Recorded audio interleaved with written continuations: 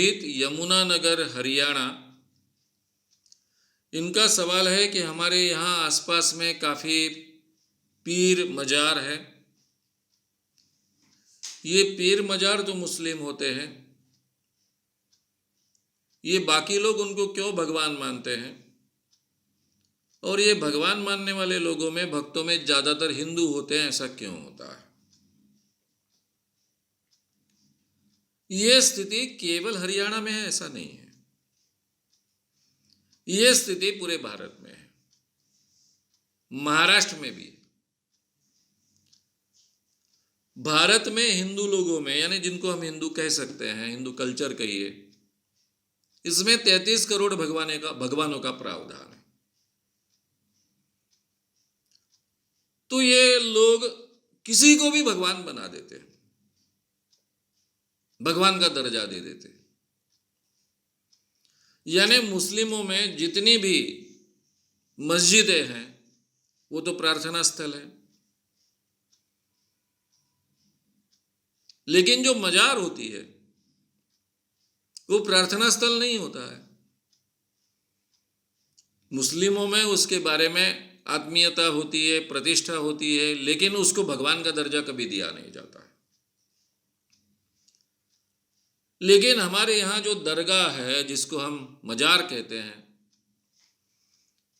ये दरगे हिंदुओं के भगवान बन बैठे हैं। यानी अभी मेरा विषय है भूत शरीर में आने की। ज़्यादातर घटनाएं दरगाहों पर उनके भूत उतारे जाते हैं, इसलिए जाना पड़ता है, नज़दीक से देखना पड़ता है। इनमें ज़्यादातर भक्तों में हिंदू लोग होते हैं। मुस्लिम 20% रहेंगे तो 80% हिंदू रहेंगे। हिंदुओं में काफ़ी परंपराएं ऐसी हैं कि जिसमें कई पीरों को, पीर यानी मुस्लिम संत, फकीर, उसको मानते हैं, उसको भगवान का दर्जा या फिर बड़े बाबा का दर्जा दिया जाता है। उसके चरणों पर माथा टेकते हैं, उसका आशीर्वाद प्राप्त करते हैं, उसके आशीर्वाद से अपना भला होगा ऐसा मानते हैं। ये परंपरा पूरे महाराष्ट्र में नहीं है, पूरे भारत में है, केवल हरियाणा में नहीं है। ये क्यों है? तो हिंदू मान्यताओं के कारण है। जो भी अच्छा होगा उसको हिंदू व्यक्ति भगवान बना देता है।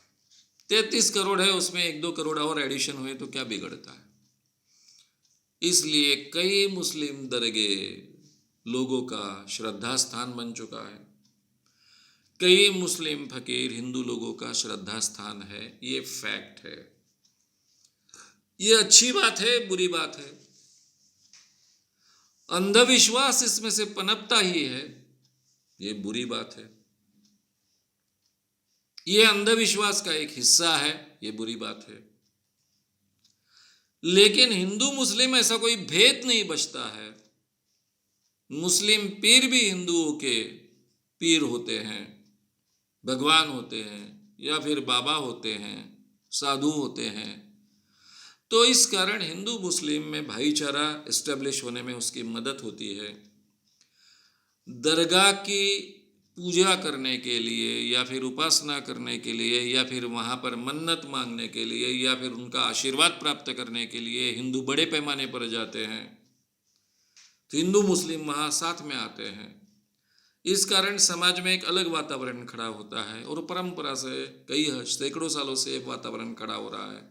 तो एक भाईचारे की स्थिति इसमें से निर्माण होती है, अच्छी बात है।